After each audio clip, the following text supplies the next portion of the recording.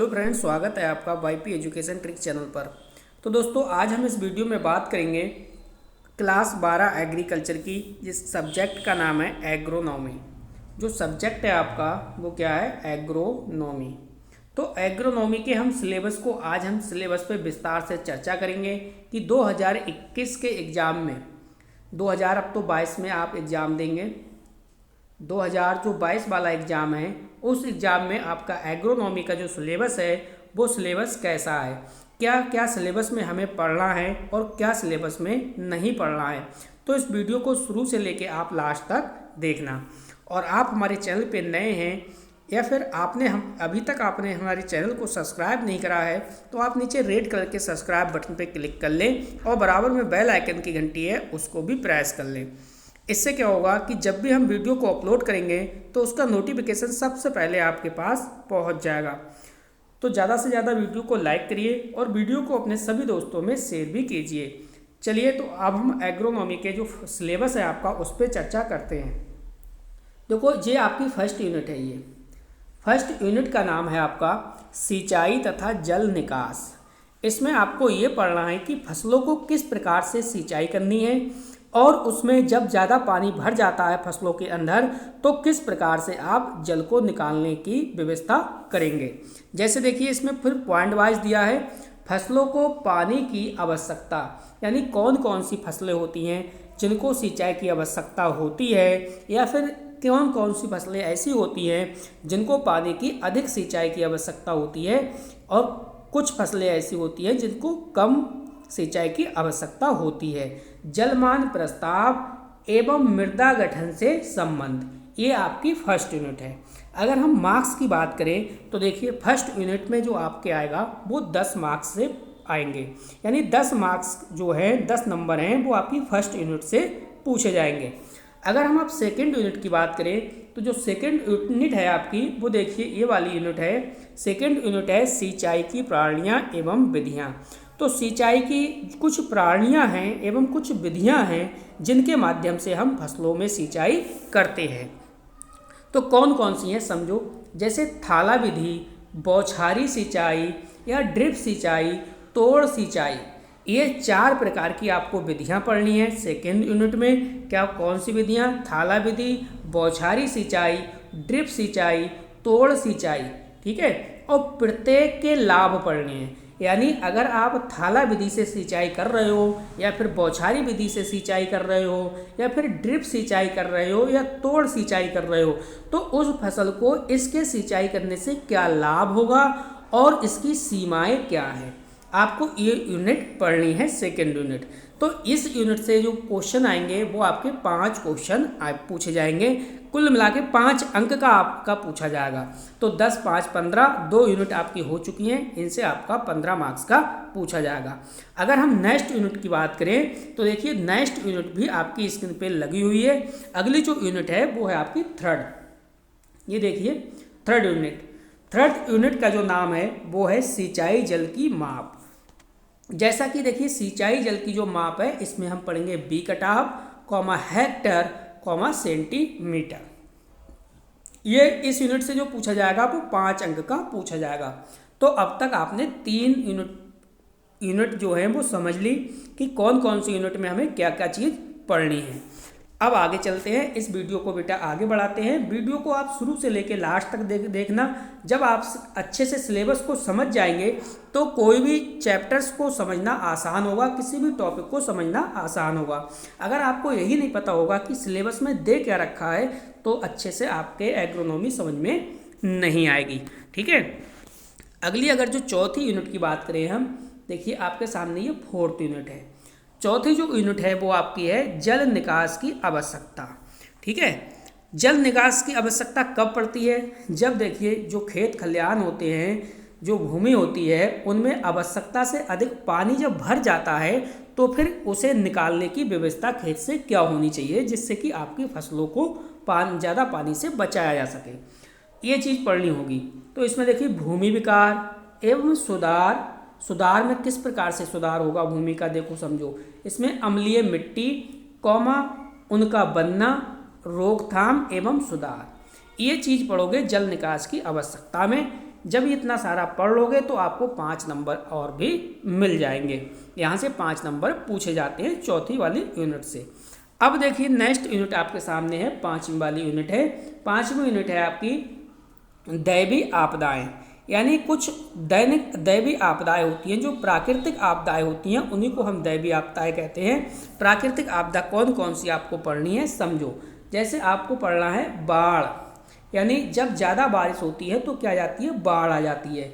इसी प्रकार है भूकंप, किस प्रकार से भूकंप आता है जिससे फसलों को अधिक नुकसान होने लगता है आदि का स्वरूप। संवेदनशील क्षेत्र, कौन कौन से ऐसे संवेदनशील क्षेत्र हैं जहाँ पे बाढ़ ज़्यादा आती है या जहाँ पे भूकंप ज़्यादा आते रहते हैं, वो संवेदनशील जो क्षेत्र हैं उनको पढ़ोगे।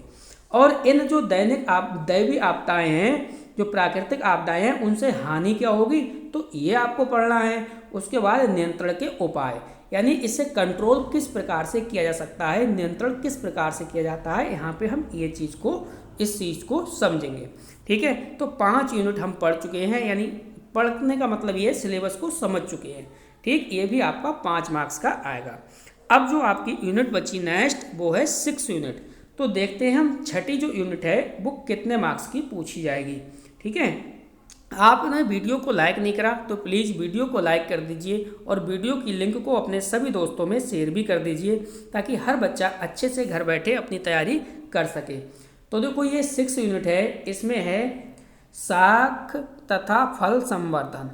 शाक का मतलब ये होता है जो आपकी सब्जी वाली जो फसलें होती हैं वो, और इसमें जो फल संवर्धन है, कुछ फल भी दिए होंगे उनके बारे में आपको पढ़ना है। जैसे अगर हम इसके डीपली बात करें तो देखो इसमें पॉइंट वाइज समझा रखा है इन्होंने। निम्नलिखित शाकों एवं फलों की फसलों का अध्ययन करना है। संतुलित प्रजातियां, यानी आपको प्रजातियां भी पता होनी चाहिए, उनके कार्योन्मुख गुण पता होने चाहिए और प्रदेश के उपयुक्त क्षेत्र पता होने चाहिए। इसके बाद बोने का समय भी आपको पता होना चाहिए और बीज बोने की विधि भी आपको पता होनी चाहिए। किस प्रकार खाद देना है, किस प्रकार उनकी सिंचाई करना है और किस प्रकार से जब उसमें रोग लग जाएं तो रोग एवं कीट की पहचान करना है कि इसमें कौन सा रोग लगा है और कौन सा कीट लग गया है, जिससे उसका आप क्या कर सको, उस कीट का निवारण कर सको। उसके बाद बीजों उत्पादन। ठीक है, इतने पॉइंट आपको पढ़ने हैं हर फसल के बारे में। अब कौन कौन सी फसलें आपके सिलेबस में हैं उन फसलों को हम अच्छे से देखते हैं। तो देखिए आपके सामने पहली फसल है गोभी वर्गीय फसलें। ये देखिए आपका जी फसल है गोभी वर्गीय फसलें। अब गोभी वर्गीय जो फसलें हैं उसमें कौन कौन सी गोभी आपके सिलेबस में है, एक देखिए फूल गोभी पढ़ना है और दूसरा पढ़ना है गांठ गोभी। ये 2 चीज़ें यहाँ पे पढ़नी है। नेक्स्ट है आपकी जो सेकंड पॉइंट है वो है बल्ब फसलें। बल्ब फसलें का मतलब है इसमें सिर्फ आपको प्याज की खेती पढ़नी है, प्याज के बारे में अच्छे से अध्ययन करना है। नेक्स्ट बढ़ते हैं आगे। आप वीडियो को लाइक करिए और वीडियो को ज़्यादा से ज़्यादा लोगों में पहुंचाइए। आपका एग्रोनॉमी का सिलेबस जो है बिल्कुल शुरू हो चुका है। बहुत जल्द मैं आपका एग्रोनॉमी का सिलेबस है वो कंप्लीट आपका कराने की कोशिश करूँगा। तो इस बात को आगे समझिए। देखिए अगला जो है वो है थर्ड पॉइंट पे कुकर बिट। क्या है कुकर बिट? इसमें आप पढ़ोगे लौकी और कद्दू के लिए। किसके लिए? लौकी और कद्दू। नेक्स्ट है देखिए इसमें जड़ फसलें। तो जड़ फसलों में आप कौन कौन सी पढ़ोगे? गाजर, मूली और शलजम। गाजर, मूली और शलजम, ये 3 चीज़ें पढ़नी है। इसके बाद है लेग्यूम, वही जो आप क्लास 11 में पढ़ चुके हो। लेग्यूमिनेसी जो आपने फैमिली पढ़ी थी उसी के अंतर्गत आया था मटर, तो इसी के बारे में आप अच्छे से पढ़ोगे। नेक्स्ट है आपका वो है मसाले। मसाले में आपको सिर्फ क्या पढ़ना है? लाल मिर्च पढ़ना है। क्या पढ़ना है? लाल मिर्च। नेक्स्ट है आपका वो है विविध। तो विविध में मतलब आपको पढ़ना है बैगन और टमाटर। ठीक है, तो इतना सारा आपको जब डीपली पढ़ लोगे, इतना सारा पढ़ लोगे तो इतना सारे पढ़ने से आपको कितने मार्क्स का पूछा जाएगा? ये आपका 20 मार्क्स का पूछा जाएगा। ठीक है, अब थोड़ा सा और समझ लीजिए। देखिए एग्रोनॉमी का जो पेपर आएगा वो आपका 50 मार्क्स का आएगा। कितने मार्क्स का? 50 मार्क्स का। प्लस 50 मार्क्स का इसका क्या होगा, प्रैक्टिकल। 50 मार्क्स का प्रैक्टिकल होगा और 50 मार्क्स का आपका पेपर होगा। टोटल ये 100 मार्क्स का आपका सब्जेक्ट है। ठीक है, अब आगे चलते हैं। अब प्रैक्टिकल के बारे में थोड़ी सी नॉलेज आपको देते हैं। तो देखिए, ये है प्रैक्टिकल। ठीक है, प्रैक्टिकल के बारे में मैं आपसे खुल के बात करूंगा। देखिए, ये आपका प्रैक्टिकल है। प्रैक्टिकल देखिए, जो 50 नंबर का प्रैक्टिकल होता है, ये 50 नंबर का प्रैक्टिकल 2 पार्ट्स में डिवाइड हो जाता है, 25 मार्क्स और 25 मार्क्स, यानी 25-25 मार्क्स के 2 प्रैक्टिकल आपके होते हैं। 2 प्रैक्टिकल में होने के साथ साथ कैसे कैसे नंबर आपको दिए जाते हैं और किन किन माध्यम से ये प्रैक्टिकल होता है उसको आप समझिए। देखो, यहाँ पे लिखा है बाह्य परीक्षक द्वारा मूल्यांकन।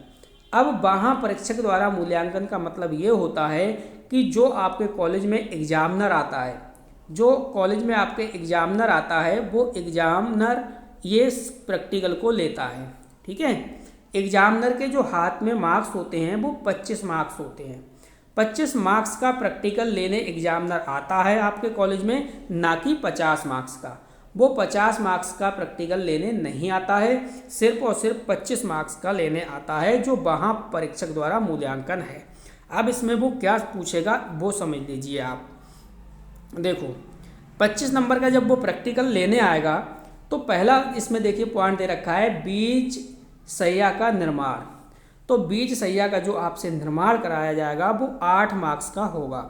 इसके बाद मौखिकी, यानी वो आपसे वाइवा कर लेगा, और जो वाइवा लेगा तो उसका जो मार्क्स होगा वो 7 अंक का होगा। इसके बाद है थर्ड पॉइंट, आंकिक प्रश्न द्वारा खाद्य की गणना। किसी एक आंकिक क्वेश्चन पूछा जाएगा आपसे, जो कॉपी में आपको लिखना होगा, वो 5 अंक का होगा। नेक्स्ट है फसलों की सिंचाई से संबंधित आंकिक प्रश्न। तो फसलों की सिंचाई से आंकिक प्रश्न होंगे, वो भी आपके 5 अंक के होंगे। ठीक है, ये टोटल आपके 25 अंक हो गए। 25 अंक आपके ये हो गए जो एग्जामिनर के हाथ में होते हैं। एग्जामिनर आपकी कॉपी लिखवाएगा, आपका वाइवा लेगा, ये सबके ये जो देखिए अंक बांट रखे, ये 25 मार्क्स हैं। अब कहोगे सर 25 मार्क्स और कहाँ गए, तो उसके बारे में भी हम चर्चा आपसे करेंगे। तो देखिए 25 मार्क्स का क्या होता है, यहाँ पे समझिए आप। ये देखिए, ये लिखा है आंतरिक परीक्षक द्वारा मूल्यांकन। आंतरिक परीक्षक द्वारा मूल्यांकन का मतलब ये है, यहाँ पे ये जो 25 मार्क्स होते हैं, ये होते हैं आपके सब्जेक्ट टीचर के हाथ में। जो भी आपका सब्जेक्ट टीचर होता है, वो सब्जेक्ट टीचर जो आपको पढ़ाता होता है, वो ये 25 मार्क्स का आपसे आंतरिक परीक्षक लेता है। ठीक है, तो जो सब्जेक्ट टीचर होता है कॉलेज में, ये 25 मार्क्स उसके हाथ में होते हैं। ठीक, अब आपको प्रैक्टिकल में नंबर मिलते कैसे हैं। अब मिलते ऐसे हैं, देखिए किसी बच्चे को अगर सब्जेक्ट टीचर ने 25 मार्क्स दे दिए, तो जो एग्जामिनर होगा, जहाँ तक मेरा अनुमान है, वो भी आपको 25 देगा, तो आपके 50 नंबर पूरे हो जाते हैं। ठीक, अगर मान लो सब्जेक्ट टीचर ने आपको कितने मार्क्स दिए, सब्जेक्ट टीचर ने अपने 25 में से आपको 24 दे दिए, तो एग्जामिनर भी लगभग आपको 24 देने की कोशिश करेगा। तो आपके कितने हो जाते हैं टोटल, 24 + 24 कितने हो जाएंगे, 48 आपके हो जाएंगे। अगर मान लो किसी सब्जेक्ट टीचर ने आपको 23 नंबर दे दिए, 23, तो आपका नुकसान हो जाएगा। 23 ही फिर एग्जामिनर रहेगा लगभग, तो आपके 46 नंबर रह जाएंगे। इस प्रकार से नंबर दिए जाते हैं। ठीक है, तो आप सब्जेक्ट टीचर जो भी है उससे आप बना के रखिए, उससे देखिए संबंध अपने मत बिगाड़िए, रिश्ते बना के रखिए, ताकि आपको अच्छे से मार्क्स मिल सके। अब देखिए किस किस बात के मार्क्स होते हैं ये 25 मार्क्स, वो समझिए आप। देखिए आंतरिक परीक्षक द्वारा मूल्यांकन में समझिए, जो आपका सब्जेक्ट टीचर होता है, वो सब्जेक्ट टीचर क्या करता है। देखो फर्स्ट पॉइंट है बीज, खाद, खरपतवार तथा फसलों की पहचान। ये हो गई स्पॉटिंग, इसे क्या बोलोगे आप, स्पॉटिंग। ठीक है, ये इसमें क्या होता है, इसमें कुछ मान लो ये 10 अंक का है, तो कुछ इस प्रकार से आपको क्या होगा, देखिए तो वो किस आपको जैसे टेबल, एक लाइन होगी, इस लाइन पे मान लो टेबल लगा देगा 10, 1 table, 2 table, 3 table, 4 table, 5 table, 6 table. इसी प्रकार से मान लो 10 टेबल लगा दी, ठीक है। यहाँ पे मान लो किसी चीज़ का बीज रख दिया, यहाँ पे किसी चीज़ की खाद रख दी, यहाँ पे कोई सी भी खाद रख सकता है, यहाँ पे खरपतवार रख दिया, फिर यहाँ पे बीज रख दिया, फिर यहाँ पे कोई सी खाद रख दी और फिर यहाँ पे कोई खरपतवार रख दिया।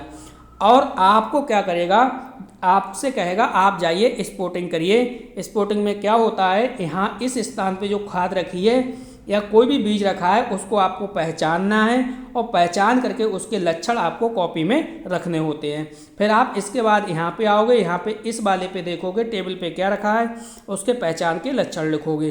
फिर इस प्रकार से यहाँ, इस प्रकार से यहाँ, इस प्रकार से ये पूरा शेड्यूल है वो चलता रहता है और आप हर टेबल पे पहचान के देखोगे कि इस पे रखा क्या चीज़ है, इस पे है क्या चीज़, उसके लक्षण आप अपनी कॉपी में लिखने होते हो। तो इसी को बोलते हैं स्पॉटिंग। ये आपके 10 मार्क्स के होते हैं। दूसरा काम आपसे क्या कराएगा समझो। देखो दूसरा काम होता है उस टीचर का, ये सेकेंड पॉइंट है अभ्यास पुस्तिका। अभ्यास पुस्तिका का मतलब ये होता है भाई, जो भी आपकी जो फाइल वगैरह है, जो आपकी फाइल जो टीचर बनवाता है, जो आपका रिकॉर्ड होता है वही होता है, ठीक है। या फिर जहाँ यहाँ पे आपको कुछ क्वेश्चन दे देगा वो अपनी तरफ से, वो क्वेश्चन इसमें लिखने होते हैं। और प्रोजेक्ट में जो आप प्रोजेक्ट फाइल बनाते हो, प्रोजेक्ट का वर्क करते हो, वो होता है 7 नंबर का। कुल मिला के ये 25 जो मार्क्स होते हैं वो सब्जेक्ट टीचर के हाथ में ही आपके होते हैं। तो ये थी सिलेबस प्लस प्रैक्टिकल से पूर्ण जानकारी। फिर भी किसी को कोई प्रश्न पूछना है, किसी का कोई डाउट है तो नीचे वीडियो के कमेंट बॉक्स में जाइए, अपना आंसर टाइप लिखिए करिए और मैं आपके आपके क्वेश्चन का आंसर अवश्य दूंगा। तो बस इस वीडियो में इतना ही था। वीडियो देखने के लिए आपका बहुत बहुत धन्यवाद। मिलते हैं नेक्स्ट वीडियो में।